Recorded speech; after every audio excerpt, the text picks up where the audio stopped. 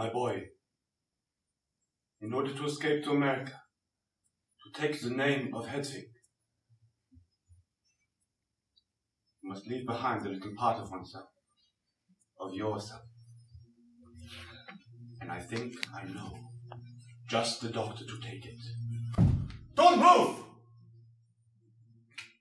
Who is this Hedwig? And why have we never heard about it before, Bob? Well, is this thing on?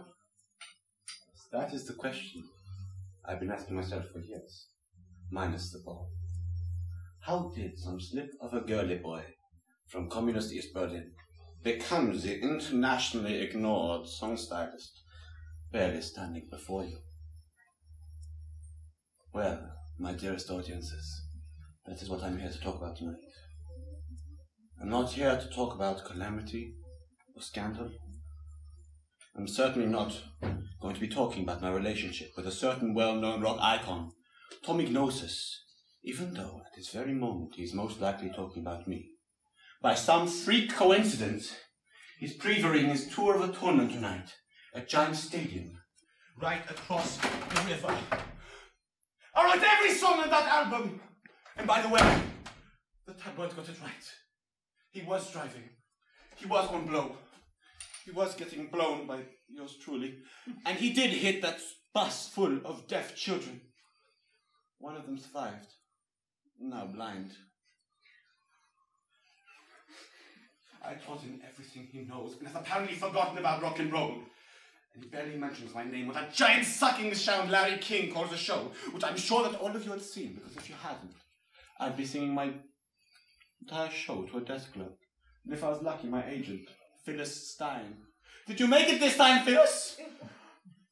Oh. I'm sorry, I'm wide open tonight. You see, the road is my home. My home, the road.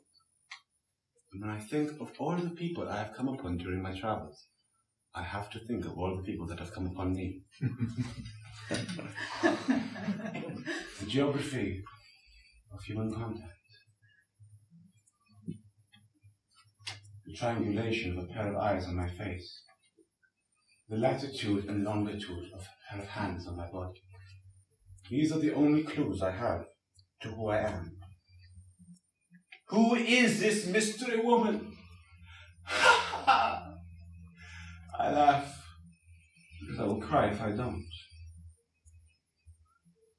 Recently, I found my first diary, page 2 through 6, and I realized that so many people have touched me on my way to this stage tonight. How can I say who touched me the most? My father, the American GI, who left when I was barely old enough to say my first words. Or could it have been my East German mother? No. When she touched me, it was usually by accident. It is clear that I must find my other half. But is it a he or a she? Was it Daddy? Or he went away? Mother? What does my other half look like? Identical to me? Or somehow complementary? Does my partner have what I don't? The looks, the lack, the love. Were we really separated forcibly? Or did he just run off with the good stuff? Or did I?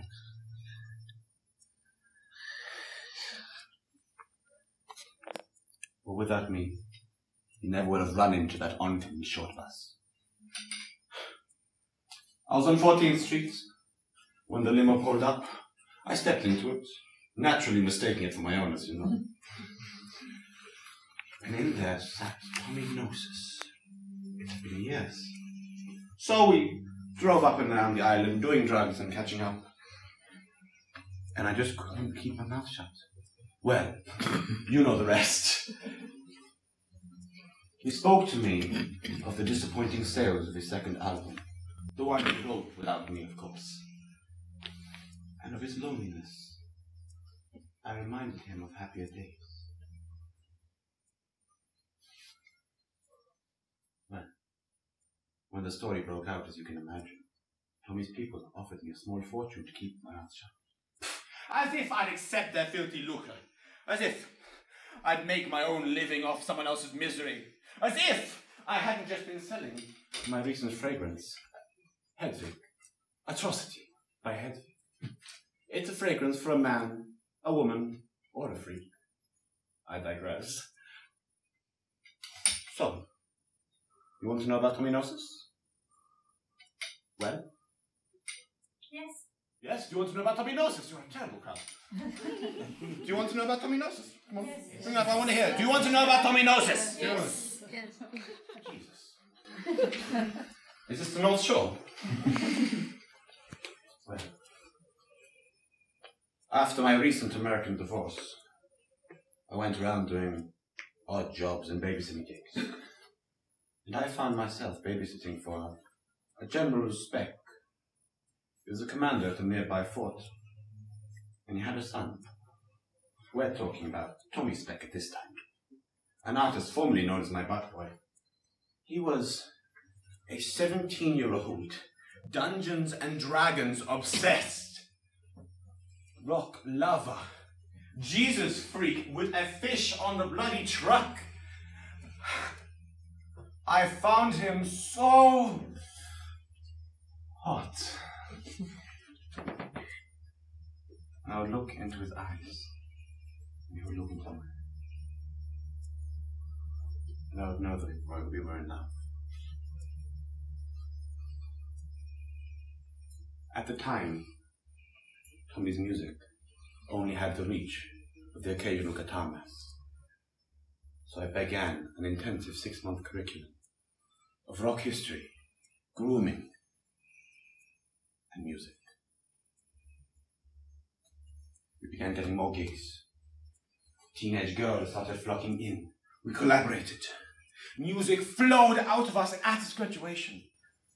My present for him was his name, Tominosis, the Greek word for knowledge. With all this money coming in, I was able to dedicate myself completely to a career. We were very happy. Until we tried to put ourselves back together again. Due to my operation, what I had was all we had to work with.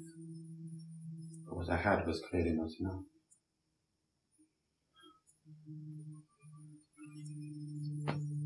You'd never be able to kiss me and look me in the eyes. You'd never be able to kiss me and look me in the eyes. What's wrong, honey? I would say to him. You go, I love you, I love you, I love you. That's what he would say to me. Then love the front of me! Love the front of me. Tommy, can you hear me? From this milkless tit you suck the very business we call show! Have the front of me, Tommy. Who is this Hedwig? She's me. But who am I?